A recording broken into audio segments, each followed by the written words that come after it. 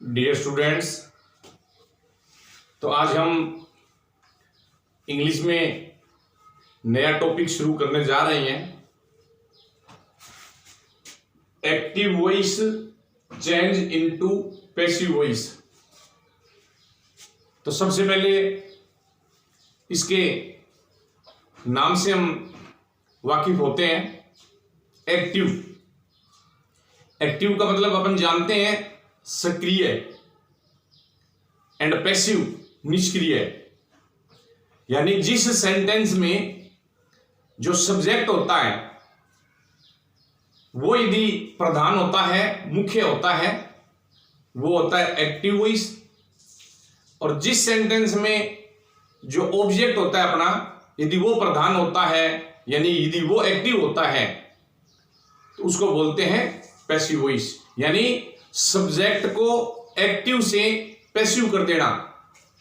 Example के तौर पे, राम फुटबॉल खेलता है, ये एक्टिव वॉइस है सिंपल प्रेजेंट टेंस का। खेलता है यानी हिंदी के अकॉर्डिंग देखें ता है, ती है, ते है, एंड वर्ब की फर्स्ट फॉर्म के साथ एस या ईएस है इसमें, ये सिंपल प्रेजेंट टेंस हो गया। अब मान लो इस सेंटेंस को यदि अपन ऐसे बोले, फुटबॉल राम के द्वारा खेला जाता है, यानी इसमें फुटबॉल को हमने एज ए सब्जेक्ट यूज किया है और राम को हमने पैसिव कर दिया, यानी इसको निष्क्रिय कर दिया, तो वो अपना पैसिव वॉइस हो गया। यानी फुटबॉल राम के द्वारा खेला जाता है, ये सिंपल प्रेजेंट का पैसिव हो गया। अब एक्टिव वॉइस को पैसिव वॉइस में जब अपन चेंज करेंगे तो उसके लिए अपने को क्या चाहिए, मेन बात ये देखनी जरूरी है अपने को। यानी सेंटेंस को अपन अंडरलाइन कर लेंगे। सेंटेंस के अंदर क्या क्या चीजें अपने को दी हुई है, सब्जेक्ट, वर्ब, ऑब्जेक्ट, ये तीन चीज अपने को मुख्य रूप से देखनी है। Subject, verb and object. उसके अलावा उसमें प्लेस, टाइम और भी कुछ बातें हो सकती है, बट अपने को देखना है उसमें सब्जेक्ट, वर्ब एंड ऑब्जेक्ट। उन तीन चीजों को अपन अंडरलाइन कर लेते हैं और फिर उसको पैसिव वॉइस में अपन चेंज कैसे करते हैं वो मैं फॉर्मूला या उसका पैटर्न आपको बताऊंगा। बट उसके लिए अपने को क्या चाहिए, एक तो बी के जो फॉर्म होते हैं, जैसे मैंने लिखा है बी के रूप, यानी फॉर्म्स ऑफ बी। बी की फर्स्ट फॉर्म इजेमार होती है, कई बार हम पढ़ चुके हैं इसके बारे में। सेकंड फॉर्म वोजबर होती है, थर्ड फॉर्म बीन होती है, एंड आईएनजी फॉर्म इसकी बीइंग होती है। कई बार हम पढ़ चुके हैं और पैसिव वॉइस के अंदर ये मुख्य रूप से इनकी जरूरत पड़ेगी अपने को। बी की first form, second form and third form and ING form, यानी इन चीजों की अपने को विशेष रूप से जरूरत पड़ेगी। अब मैं आपके सामने एक बात और क्लियर कर देता हूं। अपने जो टोटल 12 टेंसेस हमने पढ़े हैं, सिंपल प्रेजेंट टेंस में क्या लगता है, यानी उसमें वर्ब क्या लगती है। पहली बात तो ये बता दूं, सिंपल प्रेजेंट टेंस का अपन पैसिव वॉइस बना सकते हैं। सिंपल प्रेजेंट टेंस का सेंटेंस है तो उसका पैसिव वॉइस बन जाएगा, बट बढ़ेगा किस कंडीशन में, यानी ये देखना जरूरी है। यानी उसके अंदर मेन वर्ब होना जरूरी है, सब्जेक्ट एंड मेन वर्ब होना जरूरी है। यदि उसके अंदर ऑब्जेक्ट नहीं है तो उसका अपन एक्टिव को पैसिव में चेंज नहीं कर सकते। यानी वर्ब के बाद में ऑब्जेक्ट होना जरूरी है। यदि ऑब्जेक्ट नहीं है तो उसको अपन पैसिव वॉइस में चेंज नहीं कर सकते। हाँ, कुछ टाइपिकल सेंटेंसेस ऐसे हो सकते हैं, बट अपन यहां पे अपनी ग्रामर की बात चल रही है, तो ग्रामेटिकल रूप से यदि अपन देखें तो वर्ब के बाद में ऑब्जेक्ट होना जरूरी है। तो सिंपल प्रेजेंट टेंस का कोई भी सेंटेंस है उसको अपन पैसिव वॉइस में चेंज कर सकते हैं। और सिंपल प्रेजेंट टेंस में लगता क्या है, वर्ब की फर्स्ट फॉर्म के साथ एस या ईएस। मैंने क्या लिखा है, डू या डज प्लस में वर्ब की फर्स्ट फॉर्म किस में आता है, सिंपल प्रेजेंट टेंस में। या वर्ब की फर्स्ट फॉर्म के साथ एस या ईएस किस में लगता है, सिंपल प्रेजेंट टेंस में। इसलिए सिंपल प्रेजेंट टेंस का जब आप पैसिव वॉइस बनाओ तो उसमें बी का रूप आप क्या लगाओगे, इज, एम या आर। इन तीनों में से सिंगुलर है तो इज लगा देंगे, प्लूरल है तो आर लगा देंगे, और आई के साथ एम लगाते हैं अपन। उसके बाद में आता है present continuous tense. Present continuous tense के अंदर क्या लगता है, is am are and verb की फर्स्ट फॉर्म के साथ आईएनजी, तो कोई दिक्कत नहीं है। सिंपल यदि प्रेजेंट कंटीन्यूअस टेंस का सेंटेंस है उसको अपन पैसिव में कन्वर्ट कर सकते हैं। ये देखो मैंने लिखा है V1 प्लस में आईएनजी, क्या लगाएंगे उसमें बी का फॉर्म बीइंग। उसके बाद में आता है प्रेजेंट परफेक्ट टेंस, उसको भी अपन पैसिव वॉइस में चेंज कर सकते हैं। प्रेजेंट परफेक्ट टेंस में क्या लगता है जो प्लस में वर्ब की थर्ड फॉर्म। मैंने क्या लिखा है जो या हैड प्लस में वर्ब की थर्ड फॉर्म है तो उसमें बी का रूप अपन क्या लगाते हैं, बीन लगाते हैं, क्योंकि बी की थर्ड फॉर्म बीन होती है। उसके बाद में आता है अपना प्रेजेंट परफेक्ट कंटीन्यूअस टेंस, तो इसमें बीन जो लगता है हैज बीन या हैव बीन और वर्ब की फर्स्ट फॉर्म के साथ आईएनजी, तो इसमें बीन जो वर्ब की थर्ड फॉर्म है यानी बी की जो थर्ड फॉर्म है वो ऑलरेडी इसके अंदर आई हुई है, इसलिए प्रेजेंट परफेक्ट कंटीन्यूअस टेंस का कोई भी सेंटेंस है उसको अपन पैसिव वॉइस में चेंज नहीं कर सकते। उसके बाद में आता है simple past tense. Simple past tense में अपन सेकंड फॉर्म का यूज करते हैं, डिड प्लस में वर्ब की फर्स्ट फॉर्म या सेकंड फॉर्म, जो कि सिंपल पास्ट में आता है तो सेकंड फॉर्म लग जाएगी, क्योंकि सिंपल पास्ट में सेकंड फॉर्म आती है तो बी की में सेकंड फॉर्म, वो यहां पर इन दोनों में से कोई एक अपन यूज कर सकते हैं।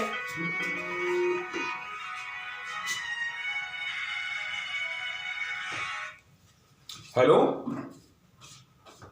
हाँ नमस्कार जोगेंद्र, मैं आधा घंटे के बाद ही फोन करता हूं, मैं एक बार वो वीडियो बना रहा हूं।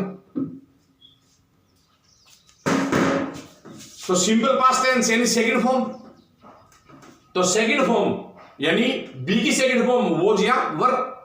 उसके बाद में आता है हैज या नो, बात चल रही थी अपनी टेंस के अकॉर्डिंग।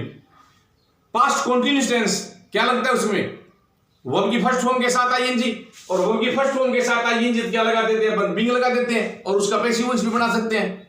उसके बाद में आता है past perfect tense. Past perfect tense में क्या लगता है हैड प्लस में वर्ब की थर्ड फॉर्म, और वर्ब की थर्ड फॉर्म यानी बी जो बीन लग जाएगा। Past perfect continuous tense passive voice नहीं बनेगा इसका, क्योंकि इसमें बीन हैड बीन प्लस में वर्ब की फर्स्ट फॉर्म के साथ आईएनजी लगती है, यानी बी का फॉर्म ऑलरेडी इसमें लगा हुआ है, इसलिए उसका अपन पैसिव वॉइस नहीं बना सकते।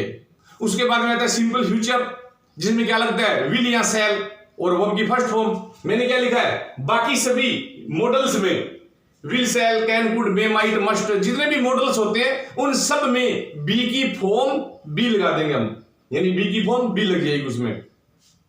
उसके बाद में आता है फ्यूचर कंटीन्यूअस टेंस।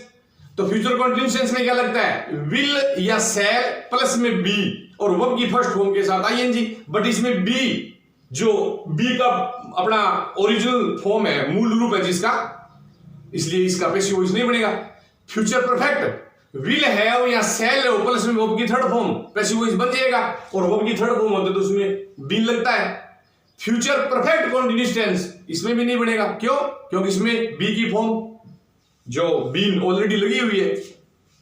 तो इसलिए जो अपने 12 टेंसेज हैं उनमें से अपन केवल 8 टेंसेज का पैसिव वॉइस चेंज कर सकते हैं। 4 कौन से, 3 टेंस तो अपने हो गए perfect continuous, present perfect continuous, past perfect continuous, future perfect continuous, and 1 tense अपना हो गया फ्यूचर कंटीन्यूअस। यानी इन 4 टेंसेज को छोड़ के बाकी जो 8 टेंस अपने बचे हैं उनके अपन पैसिव वॉइस चेंज कर सकते हैं। तो इसलिए बी की फॉर्म आपको याद रखनी है, यानी ये मैंने लिखा है आपको, बाकी यदि मैं ओरली भी यदि आपको बोल के बता देता, आप उस बात को यदि याद रख लेते तो ये आपको लिखने की भी जरूरत नहीं पड़ेगी। और ये जब अपन सेंटेंस करेंगे ना, तो सेंटेंस कभी भी कन्वर्ट करने की, सेंटेंस को चेंज करने की कभी जल्दबाजी नहीं करनी चाहिए, उसके अंदर जो रूल्स दिए हुए हैं उनको देखना जरूरी है। यदि एक्टिव वॉइस या अपना एक्टिव वॉइस यदि इंटेरोगेटिव या नेगेटिव हो तो पैसिव वॉइस भी अपना इंटेरोगेटिव या नेगेटिव बनेगा, ये आपको ध्यान रखना है। क्योंकि एक्टिव का पैसिव जब अपन बनाते हैं तो उसके अंदर टेंस चेंज नहीं होता। टेंस सिंपल प्रेजेंट है तो सिंपल प्रेजेंट ही रहेगा, प्रेजेंट कंटीन्यूअस है तो प्रेजेंट कंटीन्यूअस ही रहेगा, यानी इस बात का विशेष ध्यान देना है आपको। एक सब्जेक्ट को ऑब्जेक्ट एंड ऑब्जेक्ट को सब्जेक्ट, ये चेंज करना पड़ेगा अपने को। और कैसे करेंगे, ही जो सब्जेक्टिव है और हिम ऑब्जेक्टिव है, इसलिए ही का हिम तो हिम का वापिस ही, सी का हर तो हर का वापिस सी, आई का मी तो मी का आई, यू का यू तो यू का वापिस यू, दे का देम तो देम का दे, वी का अस तो अस का वी। यानी सब्जेक्ट, वर्ब एंड ऑब्जेक्ट, ये थ्री जो कंपोनेंट्स है इनको ध्यान में रखना है। आप करोगे क्या, ऑब्जेक्ट को सब्जेक्ट बनाओगे, तो ये मैंने आपको बताया है, सब्जेक्ट का ऑब्जेक्ट बनाना है तो ऑब्जेक्ट का सब्जेक्ट बन जाएगा। फिर बी की फॉर्म लगानी है अपने, ये जो अपने को याद है ही, और मैन वर्ब को देख के लगेगी, यानी मैन वर्ब यदि फर्स्ट फॉर्म है तो बी की भी फर्स्ट फॉर्म लगेगी, मैन वर्ब सेकंड फॉर्म है तो बी की भी सेकंड फॉर्म लगेगी। यानी ये तो सिंपल बात है, कोई दिक्कत ही नहीं है उसमें। और फिर सब्जेक्ट का जो ऑब्जेक्ट बनाते हैं या ऑब्जेक्ट का जो सब्जेक्ट बनाते हैं, ये मैंने आपको कंप्लीट लिख के दिया है। तो इस वीडियो को आप कम से कम 2 बार सुनोगे बढ़िया तरीके से, और पूरी बात जो मैंने बोली है उसको ध्यान से समझोगे।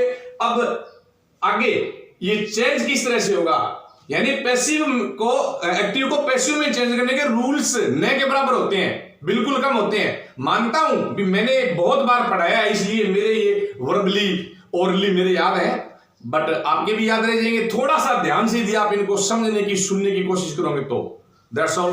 अभी इसके बाद में और अभी पढ़ते हैं अपन